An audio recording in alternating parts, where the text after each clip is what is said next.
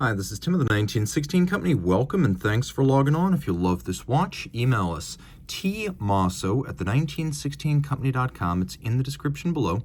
Your purchase and pricing email question line for buying this or any watch you see on any of our platforms.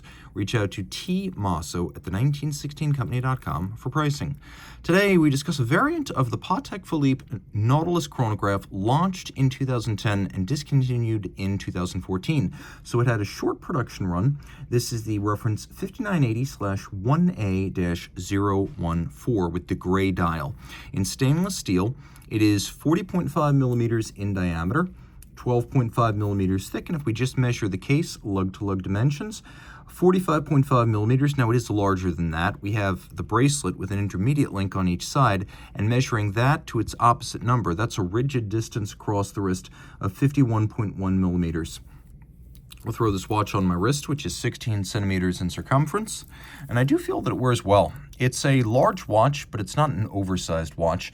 It's still sloped, under 13 millimeters thick. It will fit underneath the cuff. When you look at the bracelet down the barrel, you can see the lugs come nowhere near the edge of my wrist, and the bracelet flares out on each side, indicating that I've got some margin here. So I believe you could wear this watch well on a wrist as small as 15 centimeters circumference. Again, my wrist is 16. The bracelet is beautifully made, and that's generally the case with any Nautilus. Handcrafted and hand-finished. It integrates the case into the lugs, into the taper of the band. This is exactly as the original designer, Gerald Genta, envisioned on the original Nautilus 3700 of 1976, and it continues to this day. You can see the quality of the detailing with the rolled bevel on the flanks of the links, the satin-finished primaries, the polished intermediates, the satin finish in profile. You can see that Patek Philippe uses pin sleeves to fix removable links, and there are quite a few of them. Now the disadvantage is you can't easily do this with a screwdriver. You'll need a block and a punch. The advantage is you can't strip out the pin sleeves and leave them stranded in the links, and that is Patek's reason for using pin sleeves.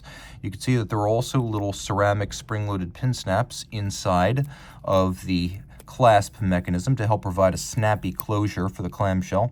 So you can see that right here. And what happens is over time, the clamshell cannot wear down those ceramic pin snaps, and that keeps the action crisp and the clamshell secure. You could see that there is a Calatrava cross on the clamshell lock. That's the symbol of the company. It is a recurring theme across this watch, which you will find on the crown, for example, as well as on the rotor on the case back. Taking a quick look at the case, you can see on the crown side, we have a crown guard structure as well as well-integrated chronograph pushers, and the traditional opposite side winglet at 9 o'clock, a little pusher adjuster for advancing the date. And the way this works is you have a three-piece case, case back, mid-case, and then this bezel, which has the integrated wings, and it all clamps together like a sandwich. It's a functional design. Along with the screw-down crown, the watch was rated from the factory with 120-meter water resistance.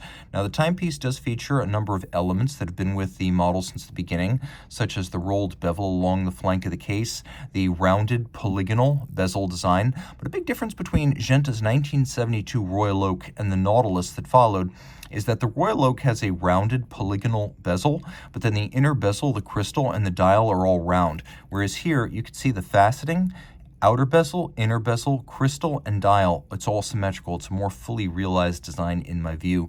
This gray dial with a gradient fade from light at the center to dark at the edge debuted in 2010 at Basel World. We have white gold hands and white gold indices, so they'll never tarnish or oxidize with time. We have a flyback chronograph, which allows you to reset and restart without first stopping. Great for timing things that occur in rapid succession. You can see over the mono counter, we have coaxial hands for chronograph hours and chronograph minutes, which keeps everything clean and the dial is not crowded. We will take a quick look in the dark. The watch has abundant luminescence, though it's a little bit spare between 4 o'clock and 8 o'clock. Every piece of metal here finished by a human hand. Now on the reverse side, we have caliber 28520. It is a automatic winder with ceramic bearings for high efficiency and unidirectional winding action for the same reason, more efficient than bidirectional. Has a 55-hour power reserve, a 4 hertz beat rate, pivots on 35 joules, It has a free-sprung Gyromax-style balance for precise adjustment and shock resistance, an anti-magnetic and thermally inert Spiromax silicone hairspring. You can see that it is adjusted in 5 positions, which is the standard for high horology and chronometers.